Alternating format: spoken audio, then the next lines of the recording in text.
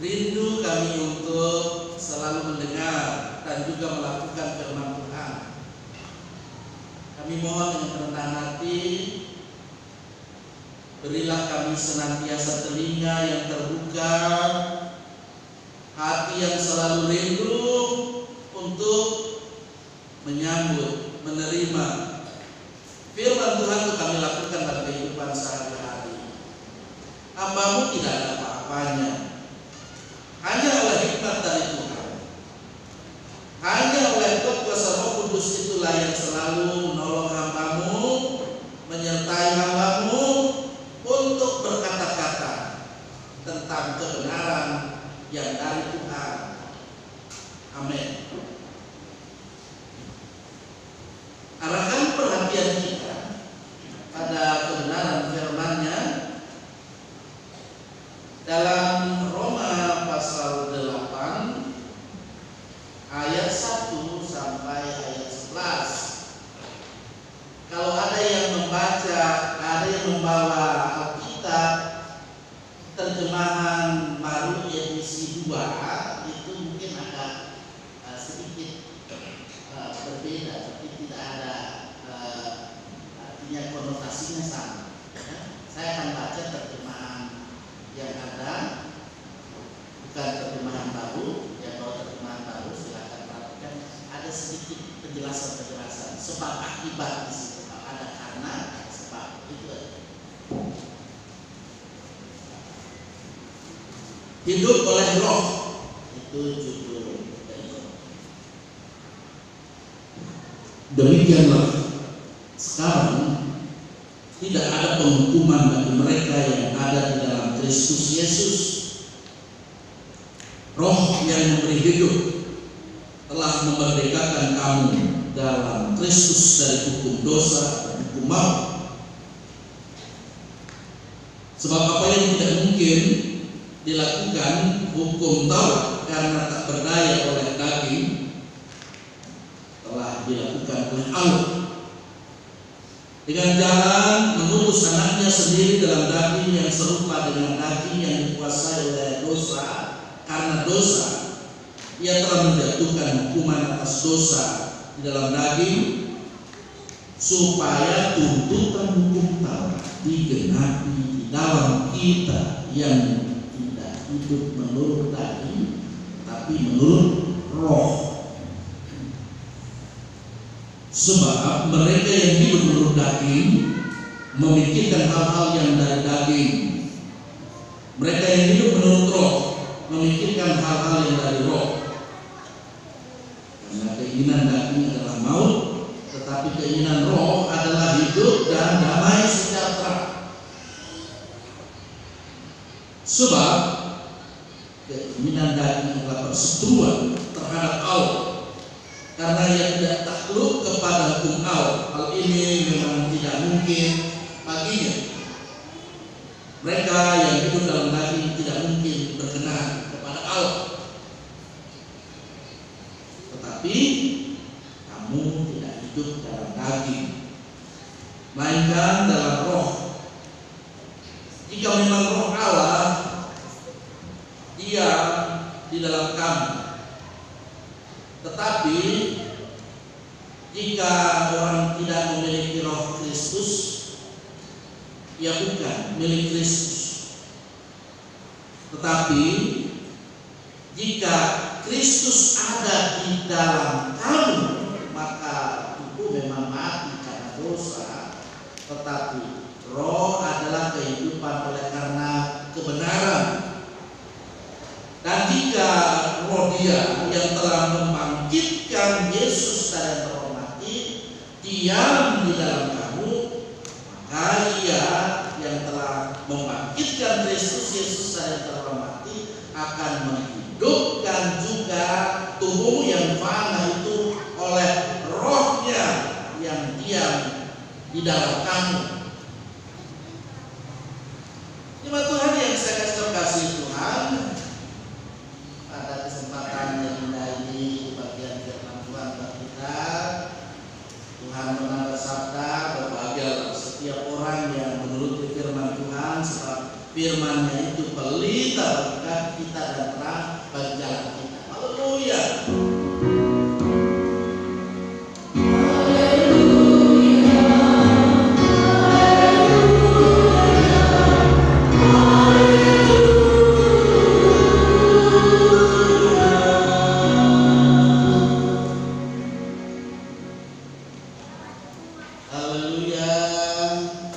Berjumpa kembali saat ini kita pada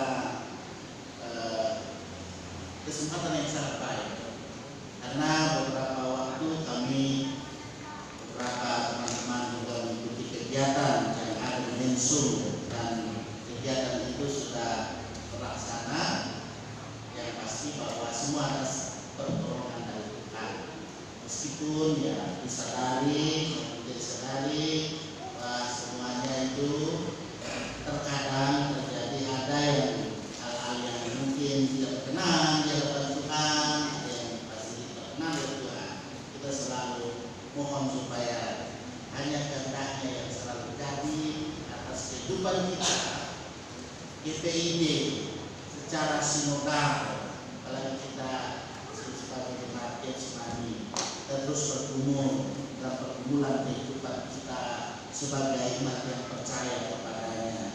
Karena itu kita menyadari bahwa dalam kehidupan kita hidup, kita ada di tengah-tengah dunia ini karena kasih karunia Tuhan. Kalau bukan karena kasih karunia Tuhan, maka tidak ada artinya kita ada saat ini. Ya. Kasih karunia Tuhan itulah yang memungkinkan kita ada, kita hidup. Memang Tuhan menjadikan segala sesuatu yang ada ini dari yang tidak ada itu menjadi ada. Itu bahasa Latin, creatio ex nihilo. Dari yang tidak ada menjadi ada. Memang dengan kronologi yang ada, penciptaan itu satu bukti dari adanya yang saya sebut tadi. Apa tadi? Kasih karunia Allah. Ya. Segala sesuatu itu terjadi, itu tercipta. Dia yang mencipta karena kasih Allah kepada kita, umat ciptaan. Karena kasih dan semata-mata karena kita ini membacakan hukum kasih. Kita diminta supaya menerapkan, mengaplikasikan itu dalam kehidupan kita setiap hari. Wajib hukumnya itu.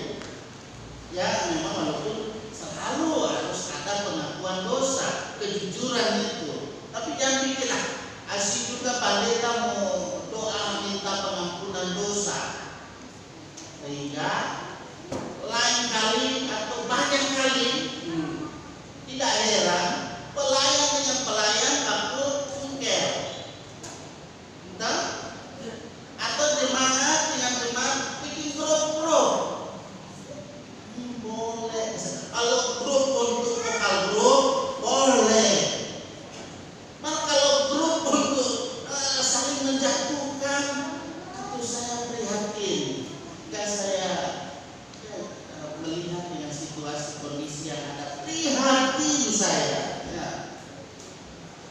Prihatin sekali saya.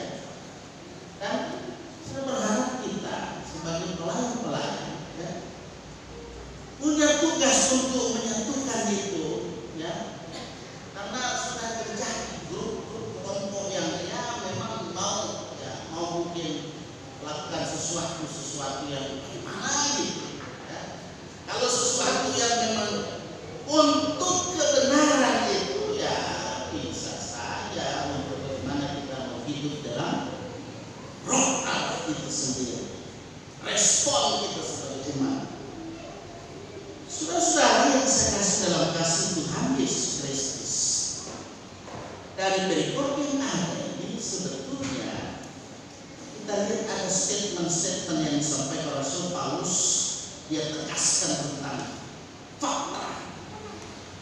iman yang ada, yang tentu dimiliki oleh jemaat ketika jemaat di Roma. Dia percaya, dia mengaku Yesus Kristus itu adalah Tuhan, Yesus Kristus adalah Juru Selamat, Yesus Kristus adalah penebus dosa. Ini menjadi bagian di dalam karya penyelamatan Allah bagi dunia ini secara universal, secara global. Dan pasti di sini ketika kasihnya itu dinyatakan dalam kehidupan manusia, manusia pasti menjadi manusia yang bebal, pasti ada hukuman dari kuasa dosa dan maut. Dia di ayat 1 dari Filipi. Demikianlah sekarang tidak ada penghukuman bagi mereka yang ada di dalam Kristus Yesus. Wow, yang ada di dalam Kristus Yesus itu berarti dia hidup dalam pertobatan, hidup dalam kasih. Ya. Tidak hanya karena apa kamuflase, karena ada sekarang yang berkamuflase atau berpen. Ya. Oh, memang dia kelihatan saleh, tetapi salah, saleh yang salah. Hati. Saleh harus betul-betul benar. Kebenaran itu yang memerdekakan dalam kehidupan kita. Kalau saya katakan di sini, kebebasan, kemerdekaan, pembebasan, pasti itu lahir dari upaya. Ada kerja keras, ada jerih juang, ada jerih lelah. Itu yang diharapkan terjadi dalam kehidupan jemaat Roma oleh Rasul Paulus, dan itu juga diharapkan terjadi dalam kehidupan kita sekarang ini di bangunan tubuh jemaat GPID Getsemani Maesa Palu. Saudara yang saya kasih Tuhan, roh itu dalam huruf besar ya, roh yang memberi hidup sudah memerdekakan kita sebagai orang percaya, sebagai umatnya dalam Kristus dari hukum dosa dan hukum maut. Perhatikan itu. Paulus dia memang memberi alasannya sangat teologis bahwa kekuatan manusia tidak mampu memenuhi secara excellent, secara sempurna dalam hal mentaati hukum Taurat. Sebaliknya justru kegagalan demi kegagalan dalam kehidupan ini dialami oleh manusia. Rasul Paulus dia menyatakan bahwa hukum Taurat itu mengandalkan kekuatan manusia, kekuatan daging yang tidak mungkin dilakukan manusia secara sempurna. Tak tercela. Satu saja tuntutan hukum Taurat tidak dipenuhi oleh jemaat Roma, maka tidak ada pembebasan atau keselamatan baginya. Bapak Ibu Saudara, mungkin pernah juga saya paparkan. Kita yang tahu itu benar, kita harus lakukan, lalu kita tidak lakukan, itu juga dosa, salah. Jadi jangan ada yang menganggap diri arogan, sombong, padahal salehnya salah. Saya pahami, tahu melakukan perbuatan baik, lalu tidak melakukan perbuatan baik, itu juga adalah dosa. Upah dosa mau, tapi oleh kasih karunia Allah kita menerima pembebasan roh Allah dalam Yesus Kristus. Kita harus senantiasa buktikan, tunjukkan dalam kehidupan lewat kata, perbuatan kita. Kata-kata kita itu yang sopanlah, yang santunlah. Jangan bikin sakitnya tuh di sini. Banyak kali kan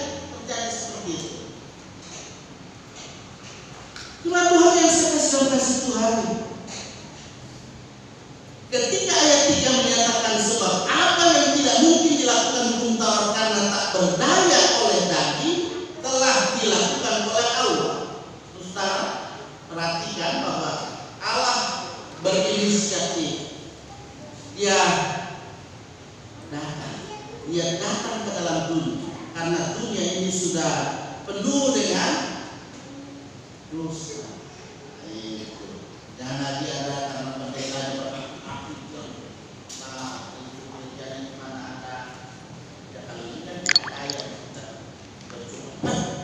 dunia ini penuh karena dia penuh dengan semangat penuh dengan banyak perbuatan-perbuatan yang tidak berkenan kepada Tuhan.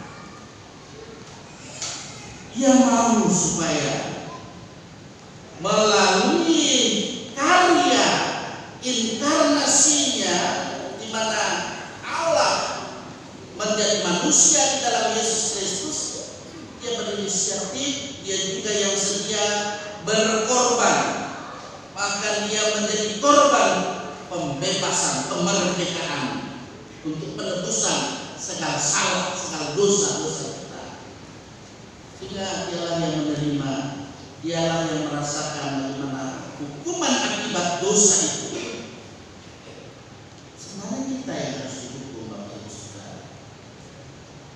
Tapi dia yang tidak berdosa jadikan dosa, karena dosa-dosa maka dia menerima hukumannya.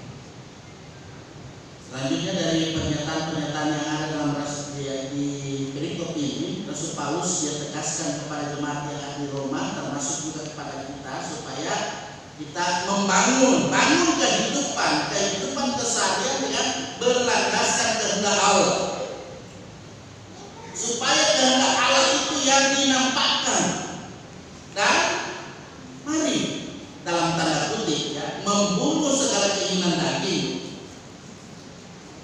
Kehidupan kita sebagai warga gereja diharapkan supaya hidup dalam tuntunan roh besar Allah. Rasul Paulus mengajak supaya dalam kehidupan ini kita senantiasa hidup dalam kehidupan yang diwarnai dengan tatanan shalom. Orang mulai takut mengucapkan shalom lain kali karena apa? Jangan diprotes. Sehingga tidak heran daripada shalom bagi yang dia tarik. Akhirnya apa? Tidak ada upaya untuk bagaimana hidup ini. Ada buktikan hidup dalam kedamaian, buktikan hidup dalam damai sejahtera Allah. Mana Tuhan yang saya kasih. Rasul Paulus dia terus membimbing, terus mengarahkan, dan juga dia mengharapkan supaya jemaat selalu ada dalam jalur kehendak Allah, supaya hidup menurut keinginan roh besar, bukan roh kecil. Kalau roh kecil berarti roh manusia. Ada lagi satu roh, setan. Nah, itu. Jadi setan juga ada di mana-mana. Hati-hati. Kalau dia dengar satu khotbah ini, setan itu bisa berontak. Mau dengar daripada sampai khotbah sudah jauh. Nah, itu setan dikatakan. Nah, supaya setan tidak seperti itu ada di dalam hati kita, mari punya kerendahan hati, dipimpin, dituntun oleh roh besar. Itulah roh Allah. Saudara jemaat Tuhan yang saya kasih dalam kasih Tuhan, refleksi dari kebenaran firman Tuhan pada kesempatan yang sama ini, mari kita pertahankan, kita perjuangkan dalam kehidupan kita ini, beriman kepada Yesus Kristus supaya dengan sungguh-sungguh, bukan kamu puasa. Sekali lagi, kalau bilang kamu puasa, apa itu kamu puasa pendeta? Bukan pura-pura,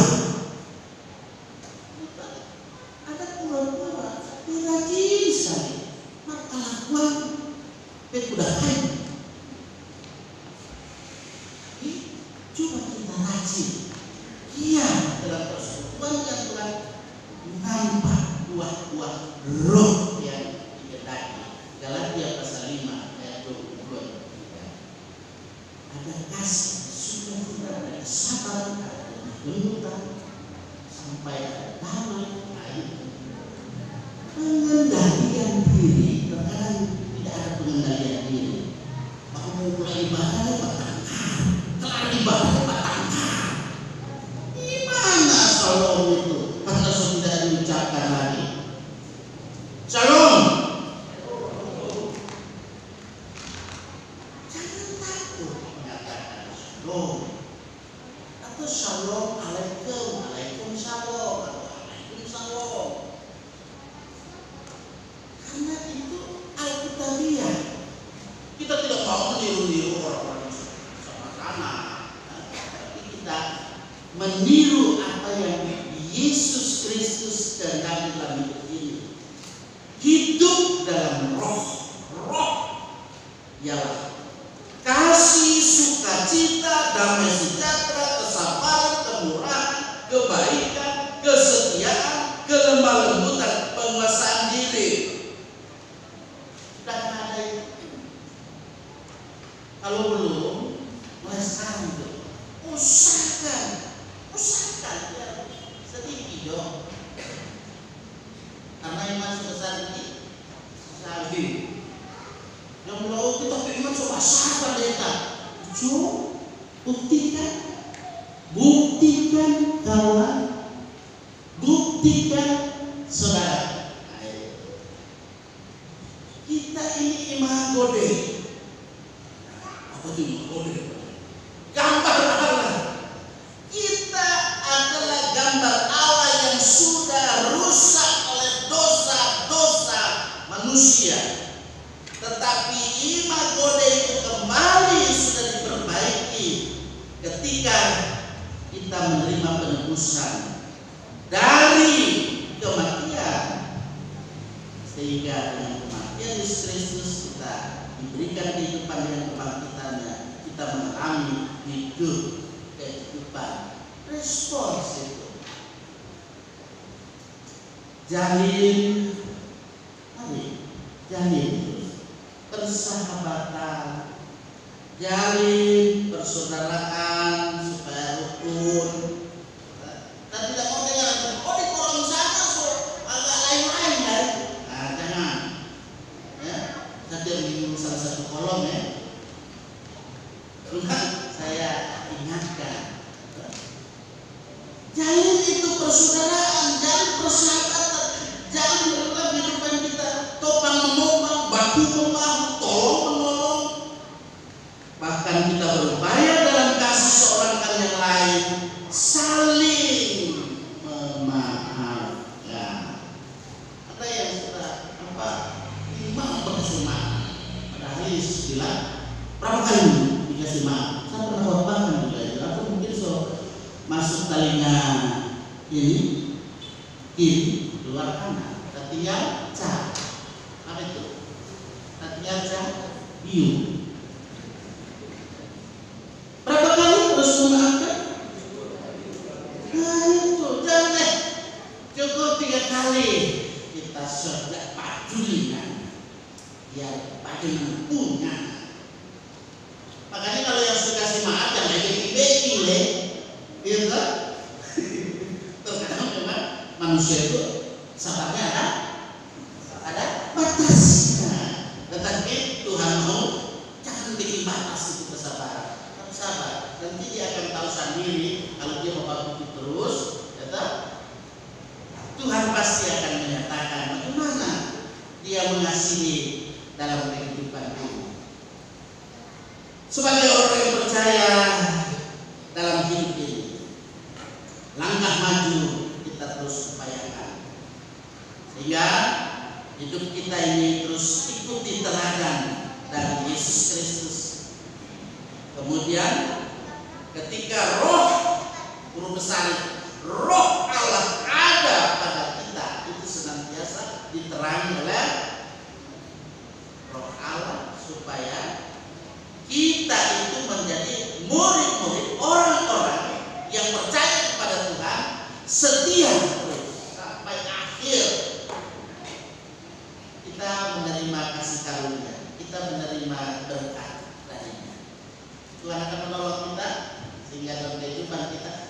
khotbah ini jangan sia-siakan. Kalau ada yang masih terkotak-kotak, mari satukan.